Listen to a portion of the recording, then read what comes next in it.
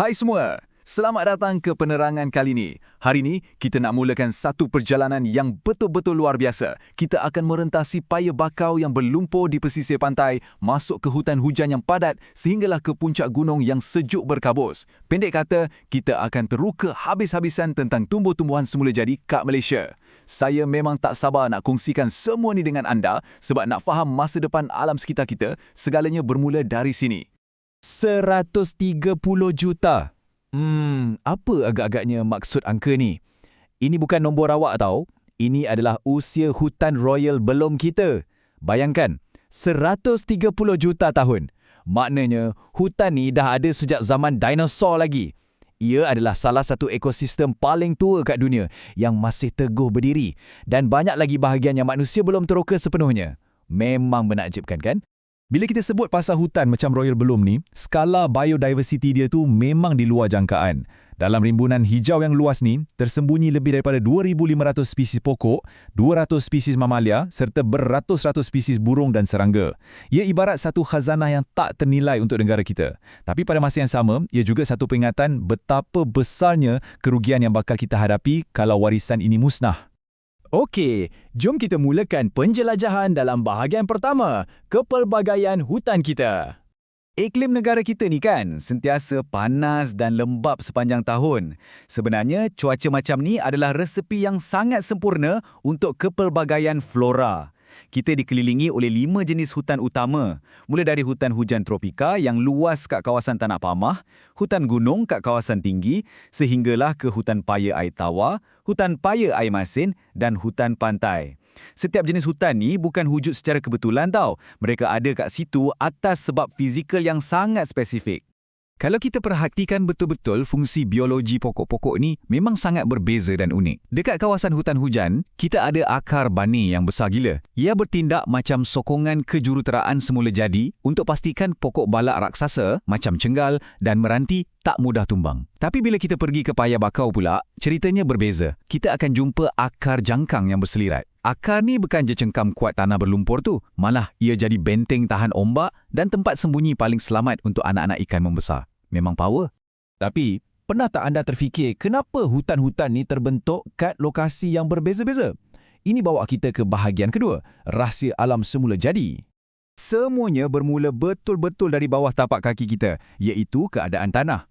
Atau dalam geografi kita panggil tanih. Bunyi macam buku teks sikit. Tapi inilah rahsia paling besar dia.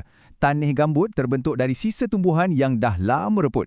Manakala tanih aluvium pula wujud dari mendapan lumpur dan pasir yang sangat kaya dengan nutrien. Jadi tanah-tanah berlumpur dan bergambut macam inilah yang buatkan kawasan macam Tasik Chini dan Delta Rajang jadi syurga yang sangat subur untuk hutan paya air tawar hidup merimbun. Selain tanah, corak aliran air pun sangat main peranan. Hutan hujan tropika yang ada pokok tunjang raksasa tu perlukan kawasan yang bersaliran baik. Maksudnya, air hujan mengalir laju kat lereng bukit dan tak bertakung. Sebaliknya, kat kawasan bersaliran buruk di mana air selalu bertakung akibat kelodak, ia automatik mencipta persekitaran yang cukup sempurna untuk pokok paya air tawar dan paya air masin membiak dengan lebat. Tapi, apa jadi bila kita ubah ketinggian muka bumi? Cuba bayangkan lereng batu dekat Gunung Kinabalu tu. Bila kita naik makin tinggi, suhu boleh jatuh mendadak. Puratannya lebih kurang 18 darjah Celsius saja. Struktur tanah pun mula bertukar, jadi tanih laterit. Tiba-tiba je, landscape sekeliling berubah 100%. Pokok yang mendominasi kawasan tu bertukar jadi pokok oak, laurel, lumut dan paku pakis yang tahan sejuk. Nampak tak? Hanya ubah ketinggian sikit ya, keseluruhan ekosistem pun berubah. Jadi, bila kita dah faham sains di sebaliknya, soalan seterusnya, kenapa hutan ni penting untuk kehidupan harian kita? Bahagian ketiga, nadi kehidupan ekonomi. Sebenarnya, hutan kita ni ibarat sebuah kilang hijau semula jadi. Dari hutan hujan tropika kat kawasan pedalaman, kita dapat bekalan kayu balak grade antarabangsa macam merbau dan juga herba perubatan yang mahal-mahal. Kat kawasan pinggir laut pula, hutan paya bekal kayu bakau yang keras serta daun nipah dan mengkuang. Kepelbagaian sumber mentah ni bukan setakat tolong industri kraft tangan dan perabot orang kampung tau, tapi ia juga yang memacu seluruh sektor pembalakan dan perindustrian negara kita. Memang satu lubuk ekonomi yang besar. Cuma, kita tak boleh ukur semuanya dengan duit saja. Hutan ni ada satu fungsi kritikal yang memang kita tak boleh beli. Pengekalan keseimbangan ekosistem. Rangkaian pokok dan akar yang berselirat kat lantai hutan ni berfungsi sebagai rumah dan satu-satunya sumber rantai makanan untuk ratusan spesies hidupan liar kita. Kalau kita musnahkan walau satu je elemen kecil dalam rantaian ni, seluruh sistem tu akan goyah. Ini satu peringatan keras untuk kita. Alam semula jadi ni beroperasi dalam satu keseimbangan yang sangat-sangat halus. Dan bercakap pasal keseimbangan halus tu, ia bawa kita ke topik yang sedikit serius. Bahagian keempat, jejak langkah manusia. Berhenti sekejap dan fikir pasal peranan kita kat bumi ni.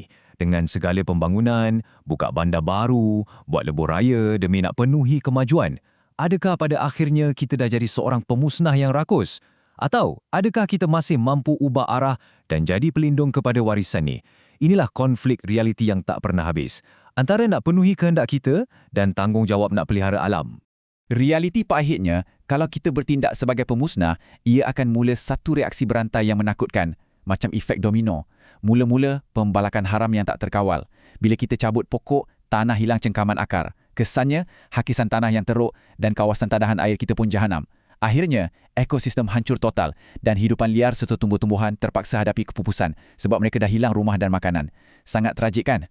Tapi jangan putus asa, sentiasa ada sinar harapan. Kita boleh pilih untuk jadi pelindung. Kalau anda tengok program macam program penubuhan ladang hutan ni, ini adalah satu langkah yang sangat bijak. Sebagai contoh, ladang pokok jati dekat Perlis ni. Pokok-pokok ni ditanam dan disusun secara saintifik. Memang khas untuk penuhi permintaan industri kayu pada masa depan.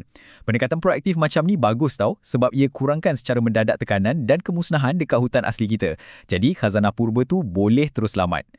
Satu lagi strategi yang terbukti sangat berkesan sekarang ni adalah ekor pelancongan lestari. Memang situasi menang-menang. Bila kita wujudkan taman negara atau hutan rekreasi, kita bagi peluang orang ramai, keluarga dan anak-anak muda jalan-jalan nikmati alam secara dekat melalui laluan boardwalk tu.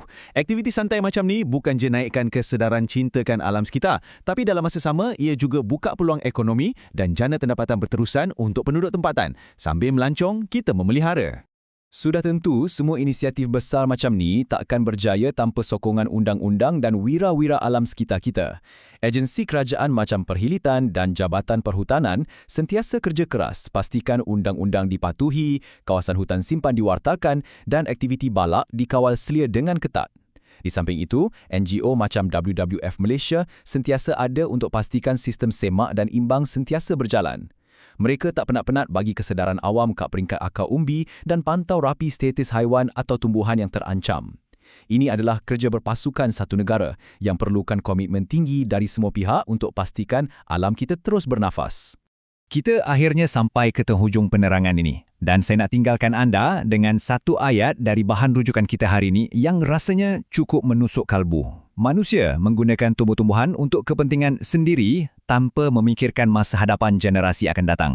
Fikirkan sejenak, bila tiba masa untuk generasi anak cucu kita nanti, warisan apa yang kita nak wariskan kat dorang? Tanah tandus yang dah dimusnahkan akibat ketamakan kita hari ini? Atau sebuah ekosistem purba yang masih rimbun, hidup dan megah? Teruskan bertanya soalan ini pada diri sendiri dan sentiasa beringat akan jejak kita di bumi ini. Terima kasih sebab sudi meluangkan masa meneroka bersama saya hari ini. Jumpa lagi!